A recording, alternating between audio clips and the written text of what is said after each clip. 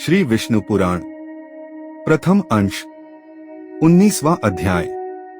प्रह्लादकृत भगवत गुण वर्णन और प्रह्लाद की रक्षा के लिए भगवान का सुदर्शन चक्र को भेजना। श्री पराशर जी बोले, हिरण्यकशिपु ने कृत्या को भी विफल हुई सुन अपने पुत्र प्रह्लाद को बुलाकर उनके इस प्रभाव का कारण पूछा। हिरण्यकशिपु पूछा, अरे प्रह्लाद, तू बड़ा प्रभावशाली है, तेरी ये चेष्टाएं मंत्रादिजनित है या स्वाभाविक ही है? श्री पराशर जी बोले, पिता के इस प्रकार पूछने पर दैत्य कुमार प्रह्लाद जी ने उसके चरणों में प्रणाम कर इस प्रकार कहा, पिताजी, मेरा यह प्रभाव न तो मंत्रादिजनित है और न स्वाभाविक ही है, बल्कि जिसके हृदय में श्री अच्युत भगवान का निवास होता है उसके लिए यह सामान्य बात है। जो मनुष्य अपने समान दूसरों का बुरा नहीं सोचता, हे तात, कोई कारण न रहने से उसका भी कभी बुरा नहीं होता। जो मनुष्य मन, वचन या कर्म से दूसरों को कष्ट देता है, उसके इस पर पीड़ा रूप बीज से ही उत्पन्न हुआ उसको अत्यंत अशुभ फल मिलता है अपने स्थित समस्त प्राणियों में। श्री केशव को वर्तमान समझकर मैं न तो किसी का बुरा चाहता हूँ और न कहता या करता ही हूँ। इस प्रकार सर्वत्र शुभचित्त होने से मुझको शारीरिक, मानसिक, दैविक अथवा भौतिक दुरह किस प्रकार प्राप्त हो सकता है? इसी प्रकार भगवान को सर्वभूतमय जानकर विद्वानों को सभी प्राणियों में अविचल भक्ति प्रेम करना चाहिए। श्री पराशर जी बोले, अपने महल की अट्टालिका पर बैठे हुए उस दैत्य राज ने यह सुनकर क्रोधान्ध हो अपने दैत्य अनुचरों से कहा। हिरण्यकशिपु बोला, यह बड़ा दुरात्मा है, इसे इस 100 योजन ऊंचे महल से गिरा दो, जिससे यह इस पर्वत के ऊपर गिरे और शिलाओं से इसके अंग छिन्न भिन्न हो जाएं। तब उन समस्त दैत्य और दानवों ने उन्हें महल से गिरा दिया और वे भी उनके ढकेलने से हृदय में श्रीहरि का स्मरण करते करते नीचे गिरे गए।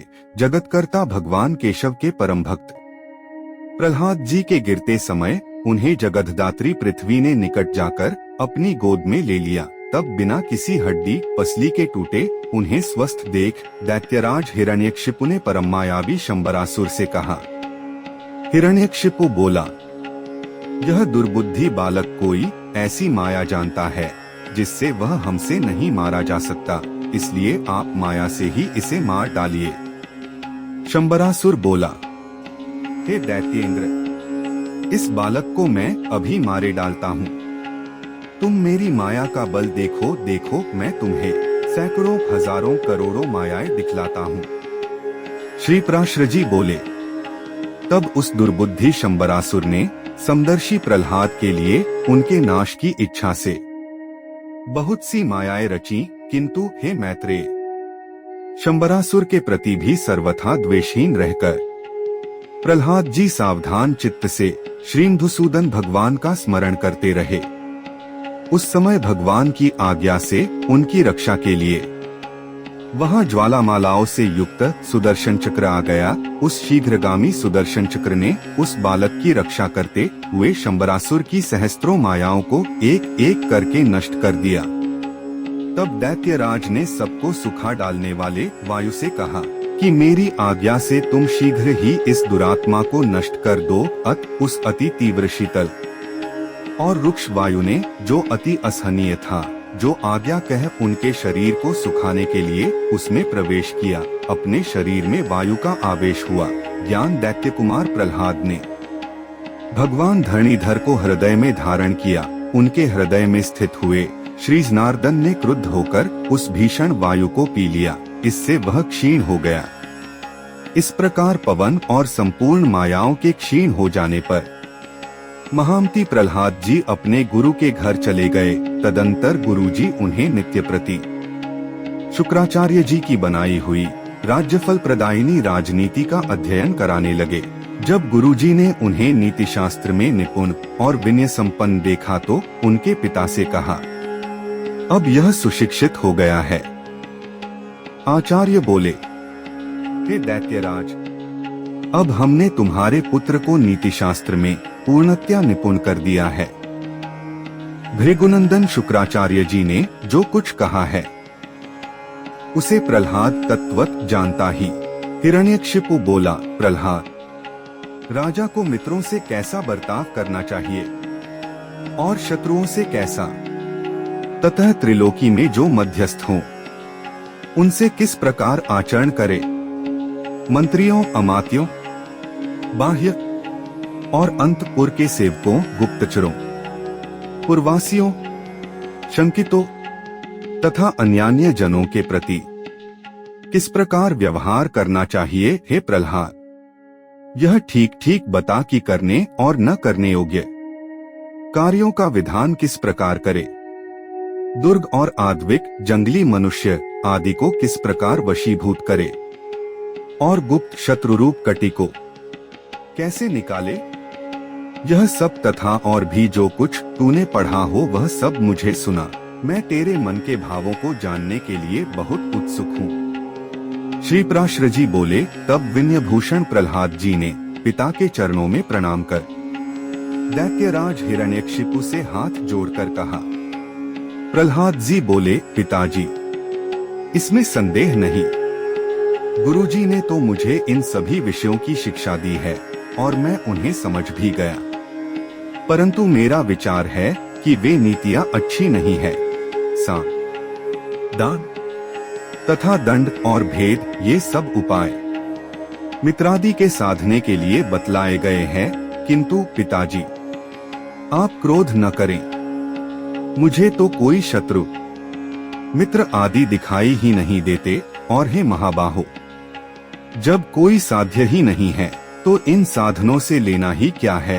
हे तात, सर्वभूतात्मक जगन्नाथ जगन्मय परमात्मा गोविंद में भला शत्रुमित्र की बात ही कहा है। श्री विष्णु भगवान तो आप में, मुझ में और अन्यत्र भी सभी जगह वर्तमान है, फिर यह मेरा मित्र है और यह शत्रु है, ऐसे भेदभाव को स्थान ही कहा है। इसलिए हे तात, अविद्याजन्य दुष्कर्मों में प्रवृत्त करने वाले इस वाग्जाल को सर्वथा छोड़कर अपने शुभ के लिए ही यत्न करना चाहिए। हे दैत्यराज, अज्ञान के कारण की मनुष्यों की अविद्या में विद्या बुद्धि होती है। बालक क्या अज्ञानवश स्वद्योत को ही अग्नि नहीं समझ लेता। कर्म वही है जो बंधन का कारण न हो और विद्या भी वही है जो मुक्ति की साधिका हो। इसके अतिरिक्त और कर्म तो परिश्रम रूप तथा अन्य विद्याएं कला कौशल मात्र ही है। हे महाभाग, इस प्रकार इन सबको असार समझकर अब आपको प्रणाम कर मैं उत्तम सार बतलाता हूँ। आप श्रवण कीजिए। राज्य पाने की चिंता किसे नहीं होती और धन की अभिलाषा भी किसको नहीं है, तथापि ये दोनों मिलते उन्हीं को है जिन्हें मिलने वाले होते हैं।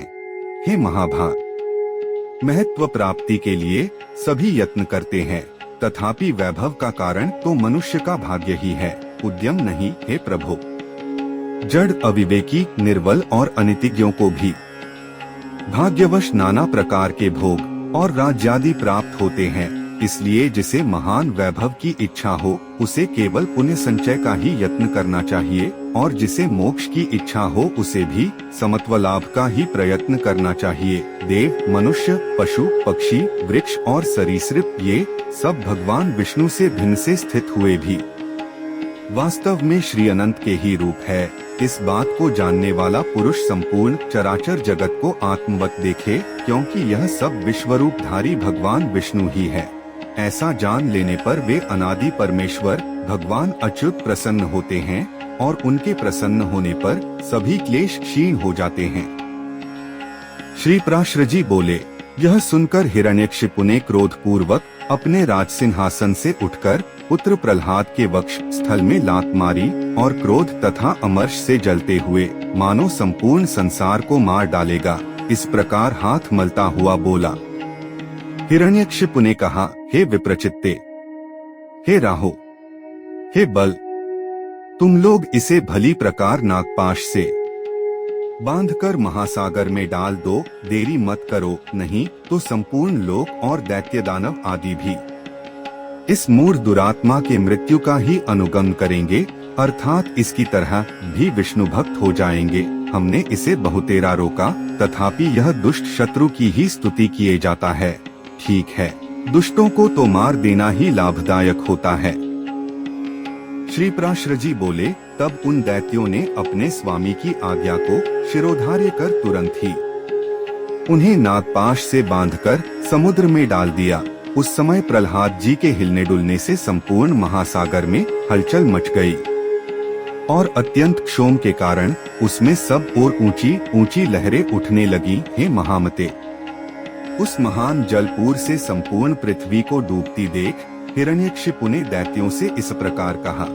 हिरण्यकशिपु बोला, अरे दैत्यों, तुम इस दुर्मति को इस समुद्र के भीतर ही किसी ओर से खुला न रखकर सब ओर से संपूर्ण पर्वतों से दबा दो। देखो, इसे न तो अग्नि ने जलाया, न यह शस्त्रों से कटा, न सर्पों से नष्ट हुआ, और न वायु विष और कृत्या से ही क्षीण हुआ, तथा न यह मायाओं से ऊपर से गिराने से अथवा दिग्गजों से ही मारा गया। यह बालक अत्यंत दुष्ट चित्त है, अब इसके जीवन का कोई प्रयोजन नहीं है। अब यह पर्वतों से लदा हुआ हजारों वर्ष तक जल में ही पड़ा रहे, इससे यह दुर्मति स्वयं ही प्राण छोड़ देगा। तब दैत्य और दानवों ने उसे समुद्र में ही पर्वतों से ढंकर उसके ऊपर हजारों योजन का ढेर कर दिया। उन महामती ने समुद्र से पर्वतों से लाद दिए जाने पर अपने नित्य कर्मों के समय एकाग्र चित्त से श्री अच्युत भगवान की इस प्रकार स्तुति की। प्रहलाद जी बोले, हे कमलनयन, आपको नमस्कार है। हे पुरुषोत्तम, आपको नमस्कार है। हे सर्वलोकात्मन, आपको नमस्कार है। हे तीक्ष्ण चक्रधारी प्रभु, आपको बारंबार नमस्कार है। गोब्राह्मण हितकारी ब्राह्मण्य देव भगवान कृष्ण को नमस्कार है। जगत हितकारी श्री गोविंद को बारंबार नमस्कार है। आप ब्रह्मा रूप से विश्व की रचना करते हैं, फिर उसके स्थित हो जाने पर विष्णु रूप से पालन करते हैं और अंत में रुद्र रूप से संहार करते हैं। ऐसे त्रिमूर्तिधारी आपको नमस्कार है। हे अच्युत, देव यक्ष असुर सिद्ध नाग गंधर्व किन्नर पिशाच राक्षस मनुष्य पशु पक्षी स्थावर पिपीलिका चींटी सरीसृप पृथ्वी जल अग्नि आकाश वायु शब्द स्पर्श रूप रस गंध मन बुद्धि आत्मा काल और गुज, इन सबके पारमार्थिक रूप आप ही है। वास्तव में आप ही ये सब है। आप ही विद्या और अविद्या, सत्य और असत्य तथा विष और अमृत है, तथा आप ही वेदोक्त प्रवृत्त और निवृत्त कर्म है। हे विष्णु, आप ही समस्त कर्मों के भोक्ता और उनकी सामग्री है, तथा सर्व कर्मों के जितने भी फल है वे सब भी आप ही है। हे प्रभु, मुझ में तथा अन्यत्र समस्त भूतों और भुवनों में आप ही के गुण और ऐश्वर्य की सूचिका व्याप्ति हो रही है। योगीगण आप ही का ध्यान करते हैं और याज्ञिकगण आप ही का यजन करते हैं, तथा पितृगण और देवगण के रूप से एक आप ही हव्य और कव्य के भोक्ता है। हे ईश, यह निखिल ब्रह्मांड ही आपका स्थूलर्प है। उससे सूक्ष्म यह संसार पृथ्वी मंडल है। उससे भी सूक्ष्म ये भिन्न भिन्न रूपधारी समस्त प्राणी है। उनमें भी जो अंतरात्मा है वह और भी अत्यंत सूक्ष्म है। उससे भी परे जो सूक्ष्म आदि विशेषणों का अविषम आपका कोई अचिंत्य परमात्मा स्वरूप है। उन पुरुषोत्तम रूप आपको नमस्कार है। हे सर्वात्मन, समस्त भूतों में आपकी जो गुणाश्रया पराशक्ति है। हे सुरेश्वर, उस नित्य स्वरूपिणी को नमस्कार है जो वाणी और मन के परे है, विशेष रहित तथा ज्ञानियों के ज्ञान से परिच्छेद्य है। उस स्वतंत्रा पराशक्ति की मैं वंदना करता हूँ।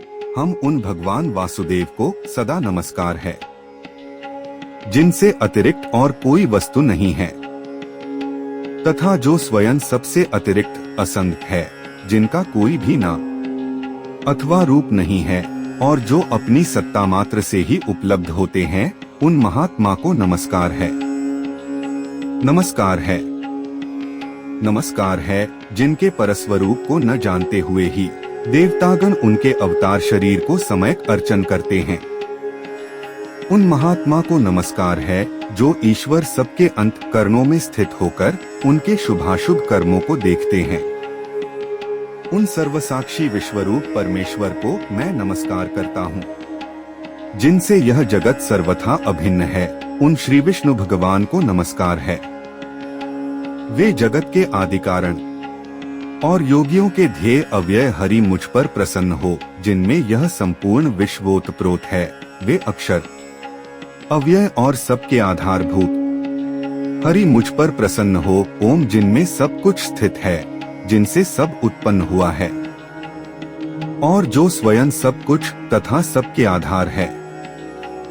उन श्री विष्णु भगवान को नमस्कार है। उन्हें बारंबार नमस्कार है।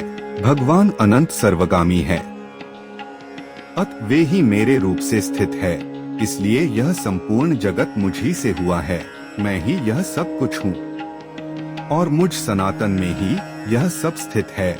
मैं ही अक्षय, नित्य और आत्माधार परमात्मा हूँ तथा मैं ही जगत के आदि के अंत में स्थित ब्रह्म संज्ञक परम पुरुष हूँ। इसी के साथ यह अध्याय समाप्त होता है और इसके अगले अध्याय को हम सुनेंगे अगले भाग में। तब तक आप हमारे चैनल से जुड़िए और भारतीय संस्कृति को सपोर्ट और बढ़ावा दे। मिलते हैं अगले अध्याय में। 9942